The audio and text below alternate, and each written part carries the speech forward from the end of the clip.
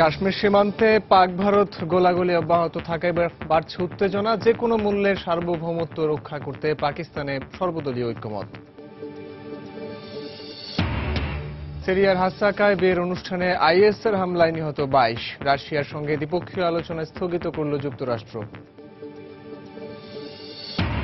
এবং জাতির জন্য কোনো ভূমিকাই রাখেননি ডোনাল্ড ট্রাম্প, অভিযোগ হিলারির। যুক্তরাষ্ট্রের আয়কর পদ্ধতিকে পক্ষপাতদুষ্ট বললেন রিপাবলিকান প্রেসিডেন্ট প্রার্থী।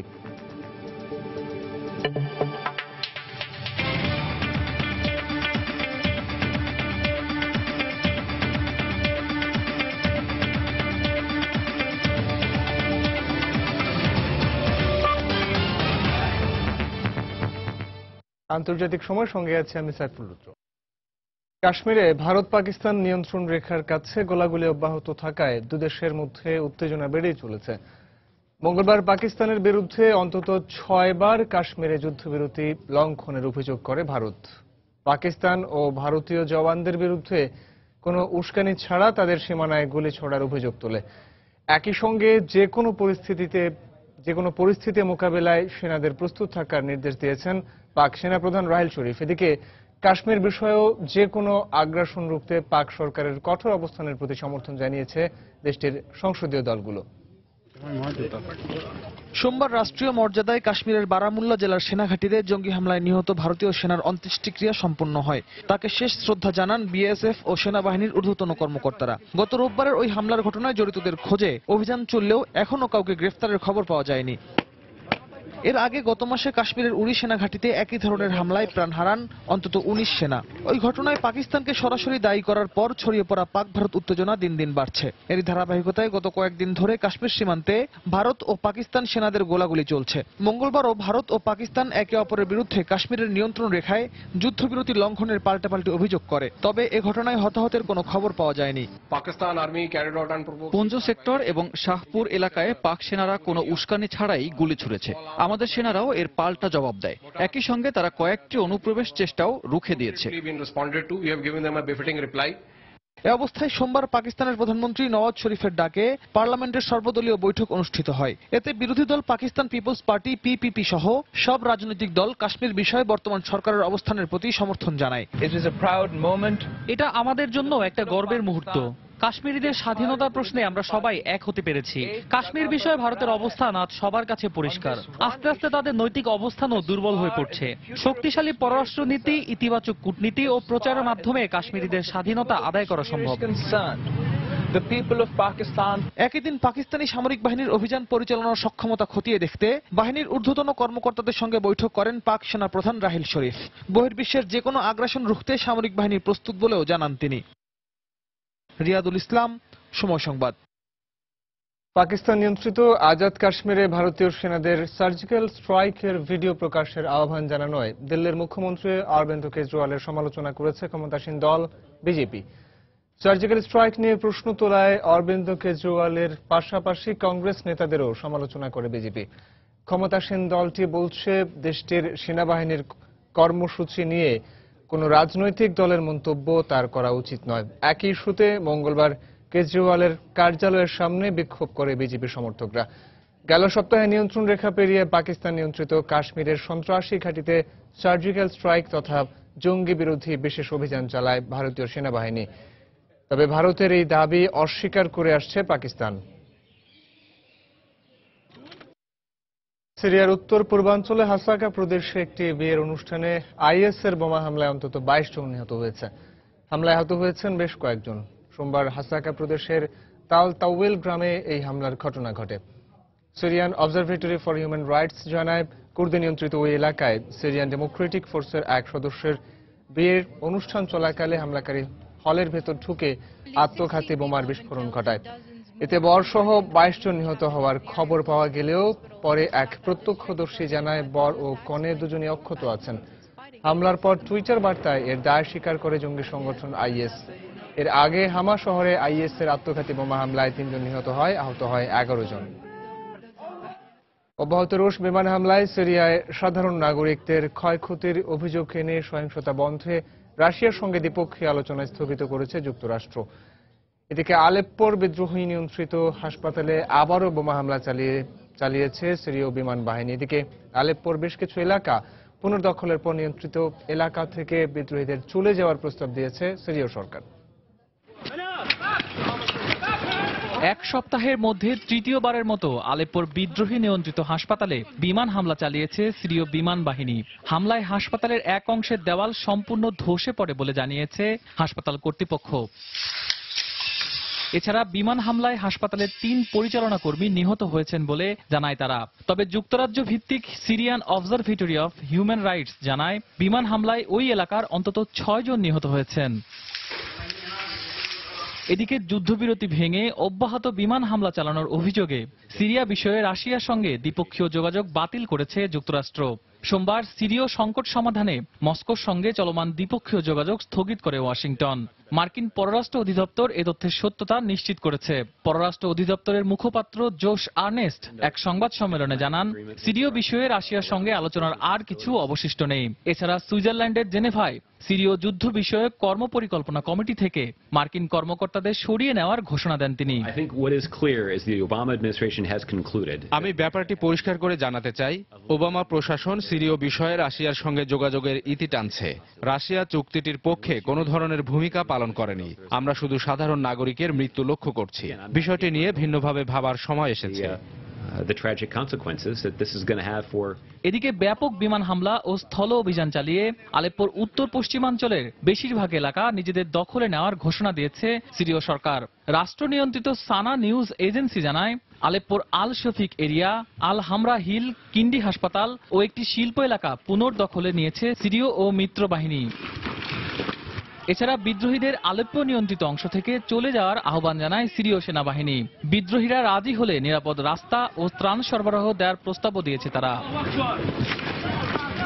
কার্যত 2 অংশে বিভক্ত আলেপ্পোতে বিমান হামলায় প্রায় 2,75,000 নাগরিকদের চিকিৎসা সুবিধা ধ্বংসের মুখে পৌঁছেছে বলে জানিয়েছে জাতিসংঘের জরুরি ত্রাণ সরবরাহ বিষয়ক বিশেষ সংস্থা।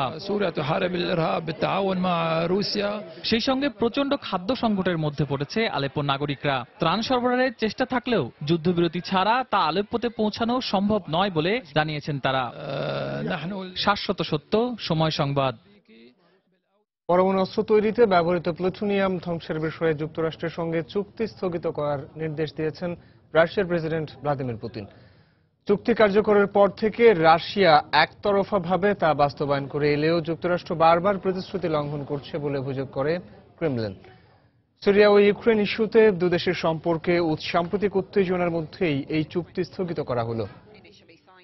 পরমাণু অস্ত্র তৈরিতে ব্যবহৃত প্লুটোনিয়াম ধ্বংস করার বিষয়ে 2000 সালে প্রথম চুক্তি সই করে যুক্তরাষ্ট্র রাশিয়া। এর 10 বছর পর চুক্তিটি কার্যকর হয়। সে বছর দুদেশের পররাষ্ট্রমন্ত্রী নিজেদের সংগ্রহে থাকা প্রায় 34 টন প্লুটোনিয়াম ধ্বংস করার প্রতিশ্রুতি দেয়।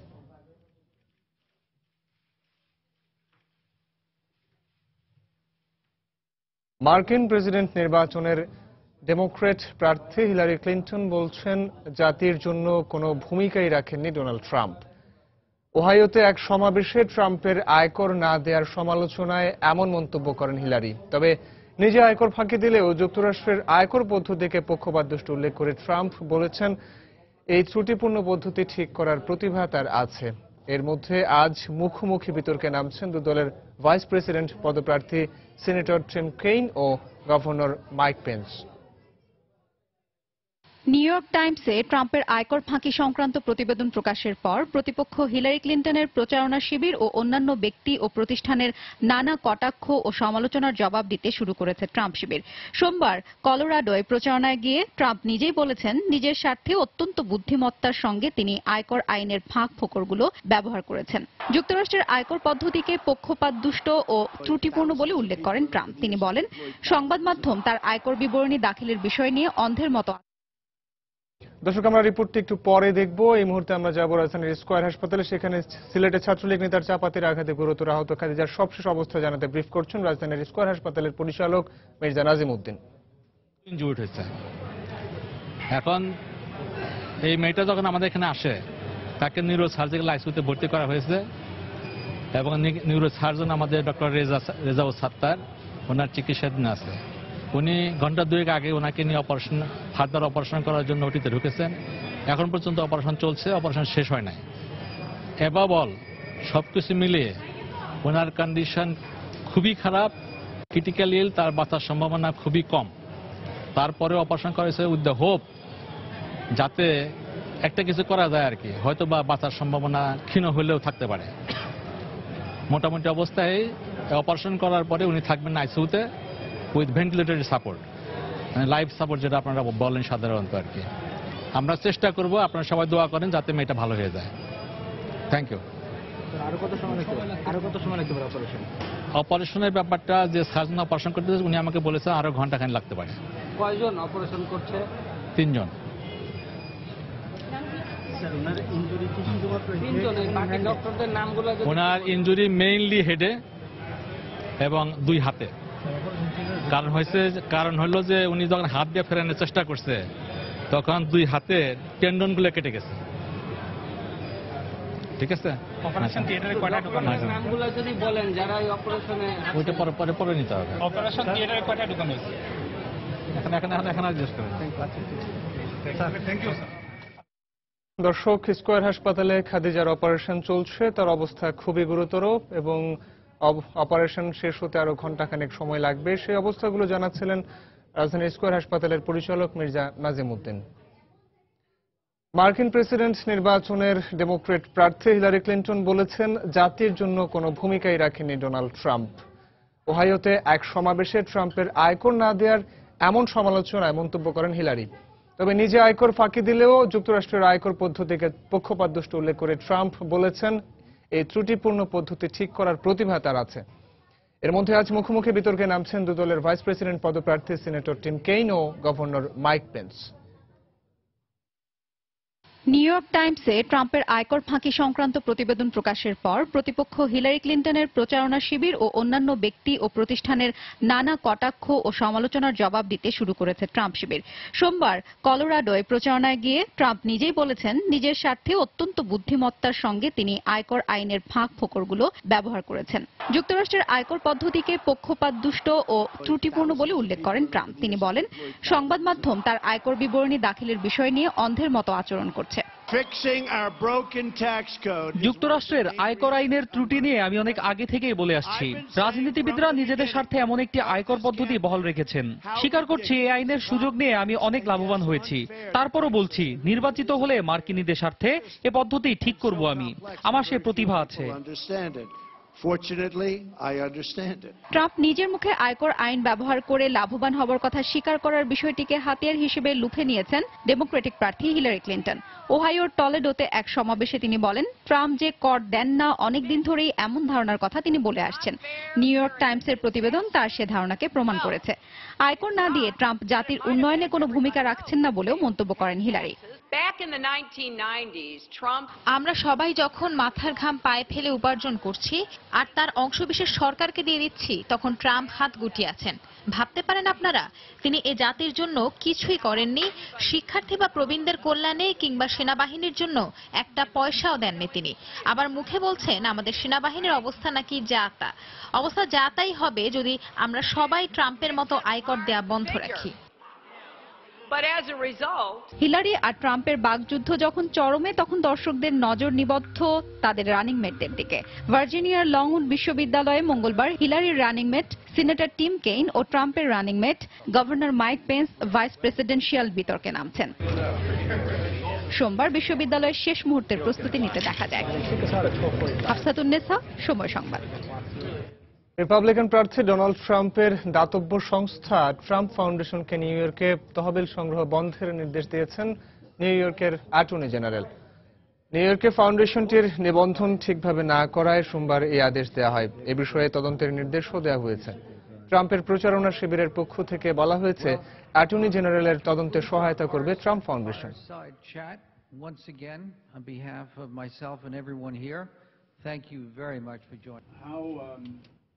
মার্কিন পররাষ্ট্রমন্ত্রী থাকাকালে উইকিলিক্সের প্রতিষ্ঠাতা জুলিয়ান আসাঞ্জের উপর ড্রোন হামলা চালাতে চেয়েছিলেন হিলারি ক্লিন্টন। সে সময় প্রায় 2.5 লাখ গোপন নথি ফাঁস করে উইকিলিক্স। এতে মার্কিন রাজনীতির অনেক গোপন খবর ফাঁস হয়ে গেলে হোঁচট খায় ওবামা প্রশাসন। ওই পরিস্থিতিতে পড়ে উইকিলিক্সের প্রতিষ্ঠাতা জুলিয়ান আসাঞ্জের উপর ড্রোন হামলা চালানো যায় কিনা এমন প্রশ্ন করেছিলেন হিলারি। গত মাসেই আসাঞ্জ হুমকি দিয়েছিলেন অক্টোবরের প্রথম সপ্তাহেই হিলারির অনেক গোপন নথি ফাঁস করা হবে। তবে আজ উইকিলিক্সের 10 বছর পূর্তি উপলক্ষে জার্মানির বার্লিনে এক সংবাদ সম্মেলনে অনলাইনে দেয়া বক্তব্যে আসাঞ্জ জানান, আগামী নভেম্বরে মার্কিন প্রেসিডেন্ট নির্বাচনের আগেই নির্বাচন সংক্রান্ত যাবতীয় গোপন নথি ফাঁস করা হবে।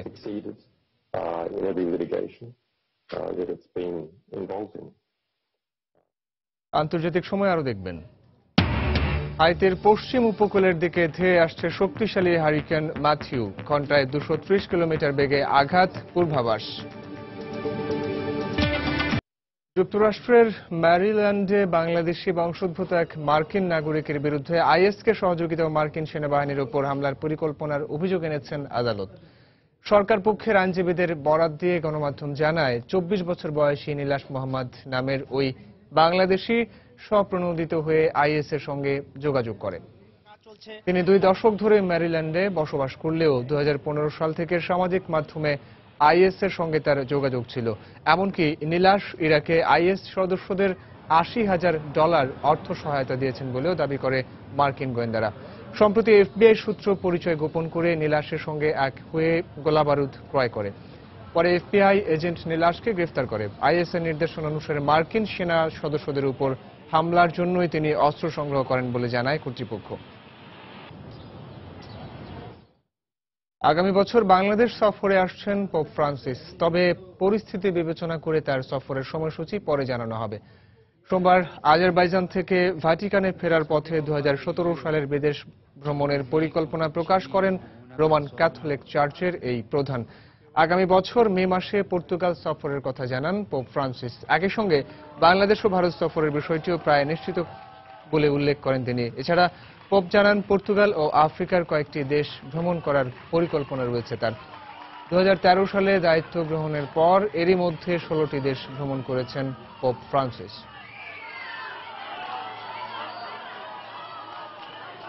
আফগানিস্তানের উত্তরাঞ্চলের কুন্দুজ শহরের নিয়ন্ত্রণ নেয়ার দাবি করেছে আফগান নিরাপত্তা বাহিনী। এর আগে সোমবার কয়েকটি ভাগে বিভক্ত হয়ে কুন্দুজে হামলা চালায় তালেবান যোদ্ধারা। হামলার পর থেকে সরকারি বাহিনীর সঙ্গে জঙ্গিদের দফায় দফায় সংঘর্ষ হয়। এক পর্যায়ে তালেবান যোদ্ধারা শহরের কেন্দ্রীয় চত্বরে নিজেদের পতাকা উত্তোলন করে। পরে রাজধানী কাবুলের বিশেষ সেনাবাহিনীর সহায়তায় স্থানীয় সেনাবাহিনী জঙ্গিদের হটাতে সক্ষম হয় বলে জানায় শহরের পুলিশ প্রধান। তবে এখনও ওই এলাকার পুলিশ সদর দফতর ও সরকারি ভবনের কাছে জঙ্গিদের সঙ্গে আফগান বাহিনীর সংঘর্ষ চলছে বলে জানিয়েছে বার্তা সংস্থা রয়টার্স। ভূমধ্যসাগরের লিবিয়া উপকূল থেকে 6,500 অবৈধ অভিবাসীকে উদ্ধার করেছে ইতালীয় কোস্টগার্ড। সোমবার প্রায় 40টি নৌযান থেকে 5,600 অবৈধ অভিবাসীকে উদ্ধার করা হয়। একদিনে এটি সবচেয়ে বেশি অভিবাসী উদ্ধারের ঘটনা বলে জানিয়েছে কোস্টগার্ড। তল্লাশি চালানোর সময় একটি নৌযান থেকে এক অভিবাসীর মরদেহ উদ্ধার করা হয়েছে। এছাড়া অসুস্থ বেশ কয়েকজনের চিকিৎসার ব্যবস্থা করাও হয়েছে। অভিবাসী বিষয়ক এক সংস্থার জরিপ অনুযায়ী চলতি বছর অন্তত 1,32,000 আশ্রয় প্রত্যাশী ভূমধ্যসাগর পাড়ি দিয়ে ইতালি পৌঁছেছে।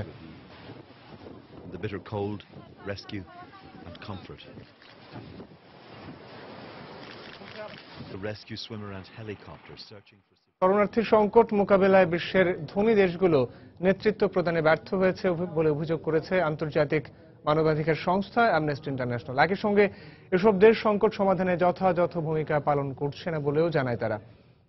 সম্প্রতি শরণার্থীর সংকট নিয়ে প্রকাশিত সংস্থা আন্তর্জাতিক সময় আরো যা দেখবেন। তুরস্কে সেনা অভ্যুত্থান চেষ্টায় জড়িত সন্দেহে 12,800 পুলিশ কর্মকর্তা বরখাস্ত। তুর্কি বাহিনী ও পিকেকে সংঘর্ষে 2 সেনা সহ নিহত 22। হাইতির পশ্চিম উপকূলের দিকে ক্রমশ ধেয়ে আসছে আটলান্টিক মহাসাগরের শক্তিশালী হারিকেন ম্যাথিউ। ঘন্টায় 230 কিলোমিটার বেগে আজই তা উপকূলে আঘাত হানতে পারে বলে আশঙ্কা করা হচ্ছে। এ সময় হাইতির উপকূলীয় অঞ্চলে 120 সেন্টিমিটার পর্যন্ত বৃষ্টিপাত হতে পারে বলে আবহাওয়ার পূর্বাভাসে বলা হয়েছে। এতে ওই এলাকায় বন্যা ও ভূমিধস করা হয়েছে। তবে এত উদ্বেগের কিছু নেই বলে জানিয়েছে যুক্তরাষ্ট্রের জাতীয় হারিকেন কেন্দ্র।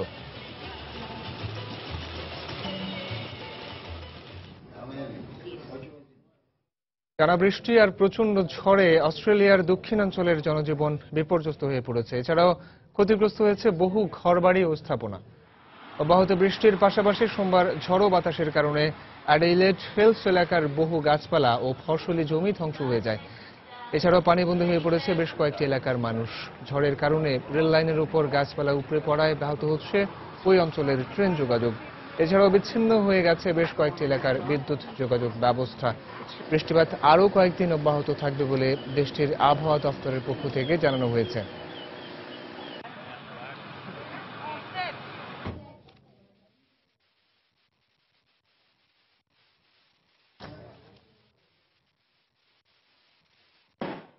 উত্তর কোরিয়ায় ভয়াবহ বন্যায় প্রাণ হারিয়েছে শতাধিক মানুষ। গত কয়েকদিনের বন্যায় পিয়ংইয়ং ও এর আশপাশের এলাকায় এই প্রাণহানি ঘটে।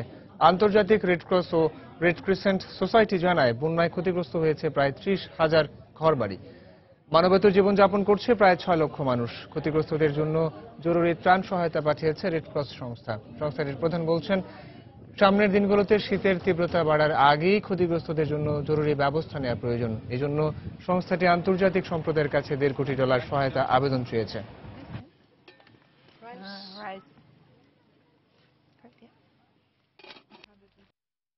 এবছর পদার্থবিজ্ঞানে যৌথভাবে নোবেল পুরস্কার পেয়েছেন 3 ব্রিটিশ উদ্ভাবক ডেভিড থলেস, ডানকান হালডেন এবং মিশেল কোস্টালজিত। মঙ্গলবার সুইডেনের স্টকহোমে নোবেল কমিটির পক্ষ থেকে এই 3 জনের নাম ঘোষণা করা হয়। এক বিবৃতিতে তারা জানান, কঠিন পদার্থের অস্বাভাবিক আচরণকে গাণিতিক কাঠামোয় ব্যাখ্যা করার উপায় উদ্ভাবনের জন্য তাদের এই নোবেল দেওয়া হয়েছে। এই গবেষণার ফলে নতুন বৈশিষ্ট্য সম্পন্ন পদার্থ উদ্ভাবনের পথ সুগম হবে, তাই একে বেশ গুরুত্বের সঙ্গে দেখছে নোবেল কমিটি। 10 ডিসেম্বর স্টকহোমে আনুষ্ঠানিকভাবে তাদের হাতে পুরস্কার তুলে দেওয়া হবে। নোবেল জয়ের ফলে ওই 3 উদ্ভাবক 80 লাখ সুইডিশ ক্রাউন বা $9,33,000 যৌথভাবে পাবেন। তুরস্কের সেনা অভ্যুত্থান চেষ্টায় জড়িত সন্দেহে আরও 12,800 পুলিশ কর্মকর্তাকে বরখাস্ত করেছে দেশটির সরকার। মঙ্গলবার পুলিশ সদর দফতরের পক্ষ থেকে এই তথ্য জানানো হয়। তাদের বিরুদ্ধে যুক্তরাষ্ট্রের নির্বাসিত ধর্মীয় নেতা ফেতুল্লাহ গুলেনের সঙ্গেও যোগাযোগ রাখার অভিযোগ উঠেছে বলে জানায় গণমাধ্যম। স্বরাষ্ট্র মন্ত্রণালয়ের অধীনে পরিচালিত তদন্তের মধ্য দিয়ে ওই কর্মকর্তাদের চিহ্নিত করা হয়, যাদের মধ্যে 2523 জন দেশের বিভিন্ন স্থানে পুলিশ প্রধান হিসেবে দায়িত্বরত ছিলেন। এখন পর্যন্ত গুলেনপন্থী সন্দেহে দেশটির সামরিক, বিচার বিভাগ, সরকারি দফতর, স্কুল শিক্ষক, পুলিশ, সাংবাদিক সহ 1 লাখেরও বেশি মানুষকে চাকরিচ্যুত করা হয়েছে। এর আগে অভ্যন্তরীণ সন্ত্রাস দমনে জরুরি অবস্থার মেয়াদ 19 অক্টোবরের পর থেকে আরও 90 দিন বাড়ানোর ঘোষণা দেন প্রেসিডেন্ট রিসেপ তাইপ এরদোয়ান। এই মেয়াদ প্রয়োজনে 1 বছর পর্যন্ত বাড়ানো হতে পারে বলেও আভাস দেন তিনি। তুরস্কের দক্ষিণ পূর্বাঞ্চলে আলাদা 2টি ঘটনায় সেনাবাহিনীর সঙ্গে সংঘর্ষে কুর্দিস্তান ওয়ার্কার্স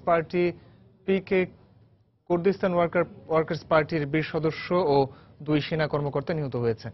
সোমবার পিকেকে যোদ্ধারা তুরস্কের হাক্কারি প্রদেশের পাহাড়ি এলাকায় একটি সামরিক বহরে হামলা চালায়। এতে ঘটনাস্থলে 2 সেনা সদস্য নিহত হয়। অন্যদিকে সিরনাক প্রদেশে নিরাপত্তা বাহিনীর সঙ্গে সংঘর্ষে 20 পিকেকে যোদ্ধা নিহত হয়েছে বলে জানায় আঙ্কারা সরকার। 1984 সাল থেকে পিকেকে সশস্ত্র সংগ্রাম শুরুর পর থেকে কুর্দি অধ্যুষিত এলাকায় এখন পর্যন্ত 40,000-এর বেশি মানুষ নিহত হয়েছে।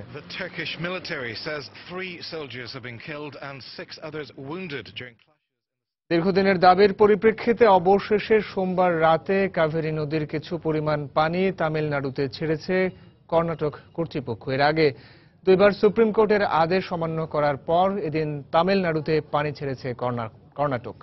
গেল সপ্তাহে সুপ্রিম কোর্ট তামিলনাড়ুর কৃষকদের পানির চাহিদা পূরণে রাজ্যটিতে কাভেরী নদী থেকে পানি সরবরাহের নির্দেশ দেন। কর্ণাটক রাজ্য সরকার জানায়, তারা সুপ্রিম কোর্টের আদেশ অবহেলা করেনি, বরং নিজ রাজ্যের কৃষকদের পানির চাহিদা পূরণ সহ রাজ্যের রাজধানী বেঙ্গালুরুর খাবার পানির অভাব পূরণকে প্রাধান্য দিয়েছে। তবে উচ্চ আদালতের সিদ্ধান্তের প্রতি সম্মান জানিয়ে সোমবার কিছু পানি তামিলনাড়ুতে সরবরাহ করা হয়েছে বলে জানানো হয়। সেপ্টেম্বরের শুরুর দিকে কাভেরী নদীর পানি বন্টনকে কেন্দ্র করে কর্ণাটক রাজ্যের বেঙ্গালুরু সহ বেশ কয়েকটি শহরে ব্যাপক বিক্ষোভ হয়। এতে সংঘর্ষে নিহত হন অন্তত 2 জন। ভারতের অন্ধ্রপ্রদেশে আত্মসমর্পণ করেছে 7 মাওবাদী বিদ্রোহী। সোমবার রাজ্যের বিশাখাপট্টনমের রায়পুর এলাকায় আত্মসমর্পণ করে তারা। এর মধ্যে একজনকে ধরতে 1 লাখ রুপি পুরস্কারও ঘোষণা করেছিল রাজ্য সরকার। পুলিশ জানায় আত্মসমর্পণ করা 7 মাওবাদীর মধ্যে একজন বিভিন্ন অপরাধের 11টি মামলার আসামি। এর আগে গত রোববার একই এলাকায় পুলিশের সঙ্গে বন্দুকযুদ্ধে নিহত হয় এক মাওবাদী। Today we have 7 surrenders. Out of 7 surrenders, one Murray Veera is an important Dala member. He surrendered before Visakhapatnam district. ভারতের নয়াদিল্লি থেকে প্রতারণার দায়ে 2 নাইজেরীয়কে আটক করেছে পুলিশ। সামাজিক যোগাযোগ মাধ্যম ফেসবুকের মাধ্যমে প্রতারণার দায়ে পুলিশ সোমবার তাদের গ্রেফতার করে। গোয়া রাজ্যে বসবাসকারী এক পশ্চিমা নারীর অভিযোগের ভিত্তিতে তাদেরকে আটক করা হয়। পুলিশ জানায় 2 নাইজেরীয় ফেসবুকে বন্ধুত্ব স্থাপনের ছলে ওই নারীর খুঁটিনাটি বিষয়গুলো জেনে প্রতারণার ফাঁদ পাতে এবং 8 লাখ ভারতীয় রুপি হাতিয়ে নেয়। গোয়া পুলিশের সহায়তায় দিল্লি পুলিশ তাদের ধরতে সক্ষম হয় বলেও জানানো হয়েছে। গ্রিসে কঠোর ব্যয় সংকোচন নীতির বিরোধিতা করে বিক্ষোভ করেছে দেশটির অবসরপ্রাপ্ত নাগরিকরা। সোমবার গ্রিসের এথেন্সে বিক্ষোভ করেন তারা। বিশ্ব নেতাদের পরামর্শ অনুযায়ী দেশটিতে কঠোর ব্যয় সংকোচন নীতি গ্রহণের প্রেক্ষিতে অবসর ভাতা কমে যাওয়ার সুবিধাবঞ্চিত জনসাধারণ রাস্তায় নেমে ক্ষোভ প্রকাশ করে। বিক্ষোভকারীরা প্রধানমন্ত্রী অ্যালেক্সিস সিপ্রাসের কার্যালয় অভিমুখে যাত্রা শুরু করলে পুলিশ তাদের বাধা দেয়। এ সময় বিক্ষোভকারীরা পুলিশকে লক্ষ্য করে পাথর ছোড়ার পাশাপাশি পুলিশের একটি গাড়ি ভাঙচুর করার চেষ্টা করে। এক পর্যায়ে তাদের নিয়ন্ত্রণে টিয়ার গ্যাস ছোড়ে পুলিশ।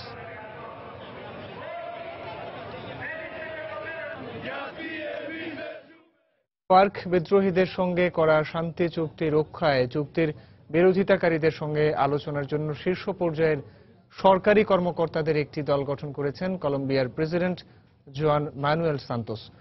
সাবেক প্রেসিডেন্ট আলভারো বিরোধিতাকারীদের নেতৃত্ব দিচ্ছেন। কলম্বিয়ার জনগণ গণভোটের মাধ্যমে ফার্ক বিদ্রোহীদের সঙ্গে সরকারের সম্পাদিত শান্তি চুক্তি প্রত্যাখ্যান করেছে।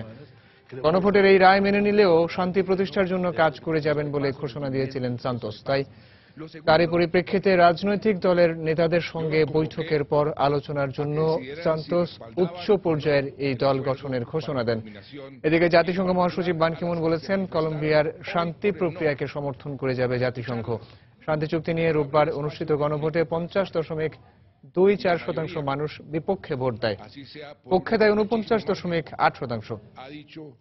1964 সাল থেকে শুরু হওয়া গৃহযুদ্ধ বন্ধ করতে গত সপ্তাহে শান্তি চুক্তিতে পৌঁছায় সরকার ও ফার্ক বিদ্রোহীরা। We would have hoped for a different result, but I am encouraged. ফিলিপিন্সের ম্যানিলায় যুক্তরাষ্ট্র ফিলিপিন্স বার্ষিক যৌথ সামরিক মহড়া অনুষ্ঠিত হয়েছে।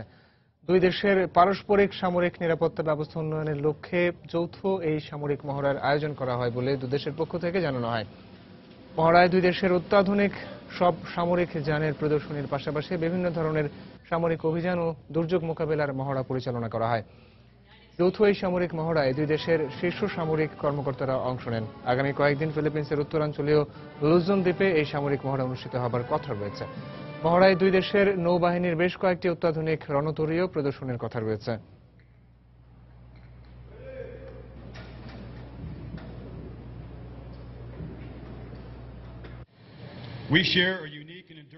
উত্তর কোরিয়ায় রাজধানী পিয়ংইয়ংয়ে উদযাপন করা হলো দেশটির প্রতিষ্ঠা বার্ষিকী। সোমবার ঐতিহ্যগতভাবে দিবসটি পালন করা হয়। রাষ্ট্রটি 1948 সালের এই দিনে প্রতিষ্ঠা লাভ করে। দেশটির মতে প্রায় 4000 বছর আগে এই রাষ্ট্রটির জন্ম হয়। সেই হিসেবে টুঙ্গুন নামে এক ব্যক্তি প্রাচীন এই সভ্যতার স্থপতি বলে বিশ্বাস করেন উত্তর কোরিয়ার জনগণ। আর এ কারণেই তাকে জাতির জনক হিসেবেও মনে করেন তারা। উত্তর কোরিয়ার পাশাপাশি এদিন দক্ষিণ কোরিয়াও দিবসটি উদযাপন করে। দিবসটি উপলক্ষে উত্তর কোরিয়া জুড়ে নানা ধরনের কর্মসূচির আয়োজন করা হয়।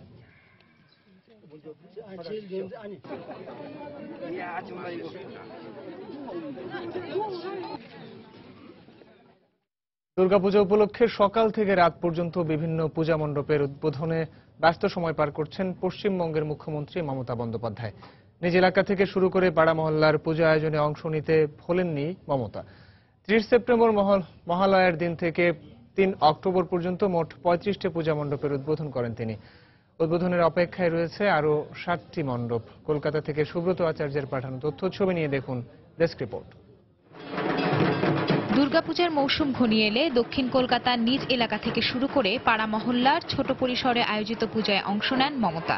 এবছর আগের চেয়েও বেশি সংখ্যক পূজা মণ্ডপে ঘুরে আনুষ্ঠানিকভাবে পূজা আয়োজনের উদ্বোধন করার কথা জানান তিনি।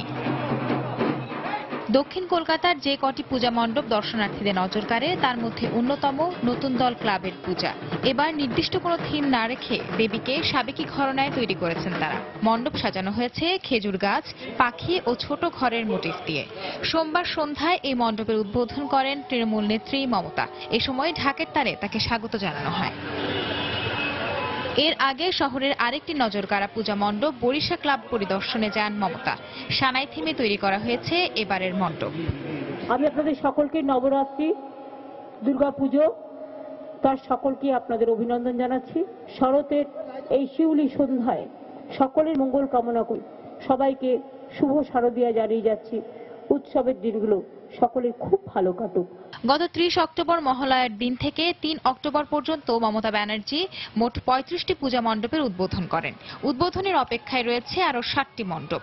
কলকাতা ও এর আশেপাশের ছোট বড় প্রায় 200টি মণ্ডপ থেকে মুখ্যমন্ত্রীকে এবার আমন্ত্রণ জানানো হয়েছে। সময় সংবাদ, কলকাতা। মার্কিন রিয়েলিটি শো সেলিব্রিটি কিম কার্দাশিয়ানের জিম্মি ঘটনার পর সোমবার তিনি নিউ ইয়র্কে তার নিজ বাড়িতে পৌঁছেছেন। তবে তার অ্যাপার্টমেন্টে পৌঁছানোর পর সাংবাদিকদের সঙ্গে কোনো কথা বলেননি তিনি। এ সময় তার সঙ্গে ছিলেন স্বামী র্যাপার কেনি ওয়েস্ট। রোববার প্যারিসের একটি হোটেলে কিমকে মুখোশধারী দুই ব্যক্তি অস্ত্রের মুখে জিম্মি করে কিছুক্ষণ পর ছেড়ে দেয়। জিম্মির পর ডাকাতরা তার কাছ থেকে $1 কোটি মার্কিন গয়না নিয়ে গেছে বলে জানা গেছে। ওই ঘটনার পর কিম শারীরিকভাবে অক্ষত থাকলেও মানসিকভাবে বিপর্যস্ত হয়ে পড়েছেন বলে জানান তার এক মুখপাত্র।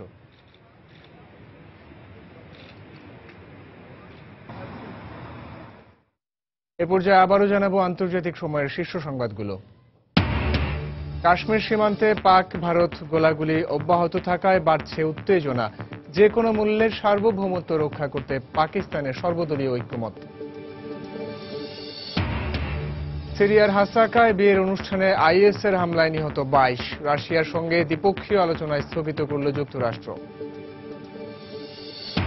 এবং জাতির জন্য কোনো ভূমিকাই রাখেননি ডোনাল্ড ট্রাম্প, অভিযোগ হিলারির। যুক্তরাষ্ট্রের আয়কর পদ্ধতিকে পক্ষপাতদুষ্ট বললেন রিপাবলিকান প্রেসিডেন্ট প্রার্থী।